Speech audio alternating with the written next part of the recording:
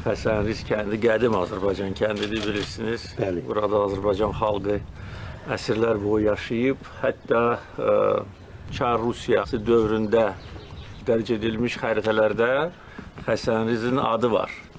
Xəsənriz. Bəli. Sonra indi qanunsuz olaraq Dağlı Qarabağ Muxtar Vilayəti yaranandan sonra burada ermənilər məskunlaşdırıldı. Başqa yerlərdən gətirilərək və bunun adı da dəyişdirildi. Düzdür. İndi adını da bərpa elədik. Allah və tarixi ədaləti də bərpa ədalət elədik. də bərpa olundu. Azərbaycan xalqı da bura qayıdıb. İndi rahat, xoşbəxt yaşayacaq.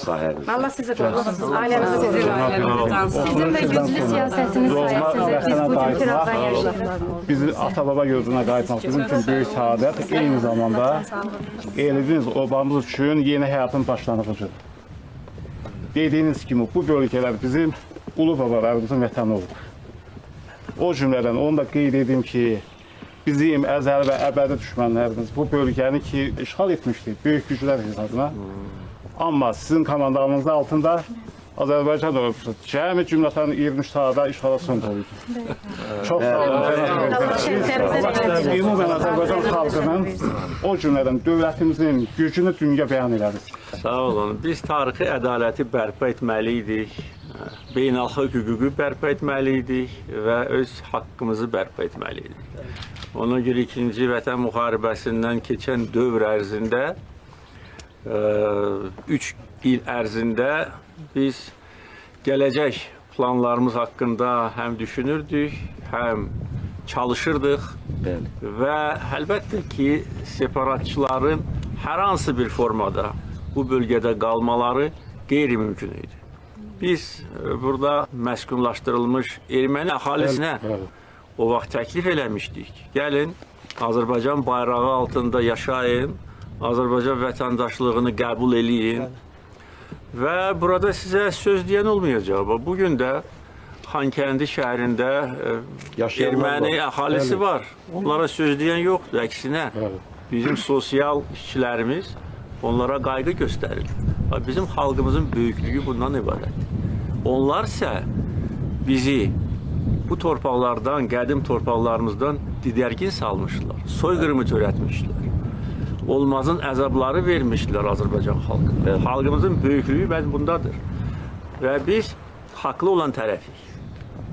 Həm işğal dövründə öz haqq səsimizi ucalda bilmişik və bütün dünyaya sübut edə bilmişik ki, bu bizim tarixi və hüquqi torpağımızdır. Həm 2-ci Qarabağ müharibəsi dövründə baxmayaraq ki, Ermənistan arxasında bir çox ölkələr dayanmışdır, bir çox qüvvələr dayanmışdır. Heç kim bizə əsaslı irad tuta bilməmişdir.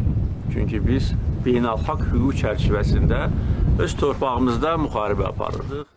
O cümlədən antiterror əməliyyatı zamanı cəmi bir neçə saat çəkən o əməliyyat o vaxtda bizə qarşı siyasi, ondan sonra digər hərəkətlər olsa da onların heç bir nəticəsi olmadı.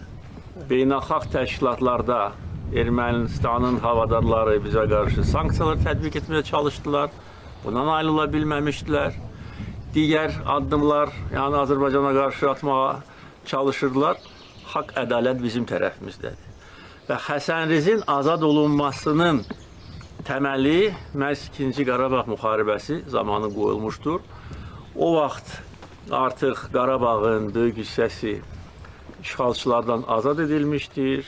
2-ci Qarabağ müharibəsindən sonra bir neçə əməliyyat nəticəsində mövqelərimizi daha da yaxşılaşdırdıq ki, ən qısa müddət ərzində az itki verməklə bütün qalan yerləri də biz nəzərə götürək və bugün Xəsənrizdə ilaxır çərşənbə günündə görüşürük. Sizi bayram münasibəti ilə təbrik edirəm. Azərbaycan xalqını Ramazan bayramı da gəlir, Novruz bayramı da gəlir. Gözəl bayram günündə, bayramlar ərəfəsində görüşmək sizinlə böyük Siz Ali Baş Komandanın qələbəni təmin etdiniz.